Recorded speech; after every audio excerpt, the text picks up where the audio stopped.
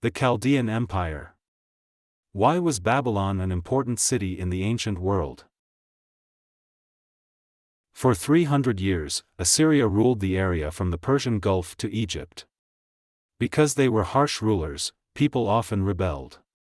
In about 650 BC, fighting broke out over who would be the next Assyrian ruler.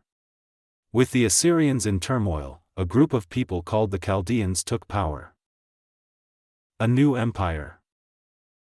Centuries before, about 1000 BC, the Chaldean people had moved into southern Mesopotamia. At that time, the Assyrians had quickly conquered the Chaldeans' small kingdom.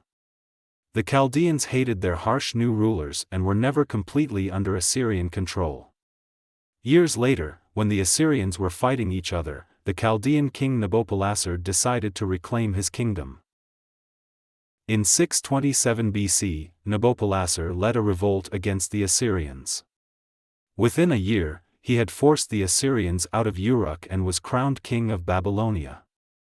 The Medes, another people in the region who wanted to break free from Assyrian rule, joined the Chaldeans. Together, they defeated the Assyrian army. In 612 BC, they captured the Assyrian capital of Nineveh and burned it to the ground.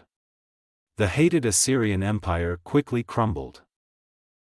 Nabopolassar and his son, Nebuchadnezzar, created a new empire. Most of the Chaldeans were descendants of the Babylonians who made up Hammurabi's empire about 1,200 years earlier. Through conquest, the Chaldeans gained control of almost all of the lands the Assyrians had once ruled. The city of Babylon served as their capital. Because of this, the Chaldean Empire is sometimes called the Neo-Babylonian Empire. The greatness of Babylon. King Nebuchadnezzar rebuilt Babylon, making it the largest and richest city in the world. Huge brick walls surrounded the city. Soldiers kept watch in towers that were built into the walls. Grand palaces and temples were located in the center of Babylon. A huge ziggurat stood more than 300 feet, 92 meters, tall. When the sun shone, its gold roof could be seen for miles. The richness of the ziggurat was equaled by that of the king's palace. The palace had a giant staircase of greenery known as the Hanging Gardens. Babylon's Hanging Gardens were considered one of the 7 wonders of the ancient world. These terraced gardens, built like huge steps, included large trees, masses of flowering vines, and other beautiful plants. A complex irrigation system brought water from the Euphrates River to water the gardens. It is believed that Nebuchadnezzar built the gardens to please his wife. She missed the mountains and plants of her homeland in the northwest. For his people, Nebuchadnezzar built a beautiful street near the palace that they could visit. It was paved with limestone and marble, and lined with walls of blue glazed tile. Each spring, thousands of people crowded into Babylon to watch a gold statue of the god Marduk as it was wheeled along the street. Chaldeans believed that the ceremony would bring peace and bigger crops to their empire. The Babylonians built many new canals, making the land even more fertile. To pay for his building projects and to maintain his army, Nebuchadnezzar had to collect very high taxes and tributes. Because his empire stretched as far as Egypt, it had to have an efficient system of government. One Greek historian in the 400s BC described the beauty of Babylon. He wrote, "In magnificence, there is no other city that approaches it."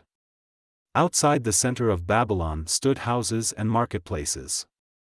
Their artisans made pottery, cloth, and baskets.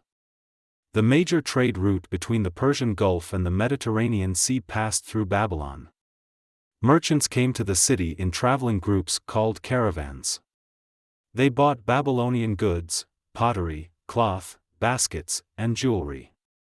Babylon grew wealthy from this trade. Under the Assyrians, the area had been fairly poor. The people of Babylon also made many scientific advancements. The Chaldeans, like other people in Mesopotamia, believed that the gods showed their plans in the changes in the sky. Chaldean astronomers, people who study the heavenly bodies, mapped the stars, the planets, and the phases of the moon as it changed. The Chaldeans invented one of the first sundials to measure time. They also were the first to follow a 7-day week. The fall of the empire.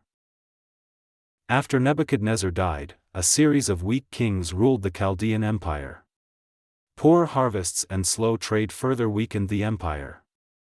In 539 BC, the Persians recognized that the Chaldeans had lost their strength and leadership. The Persians took advantage and captured Babylon and made Mesopotamia part of their empire. However, they allowed their newly captured land to keep its distinct culture. The Persians wisely did not want to destroy all the Chaldeans had accomplished.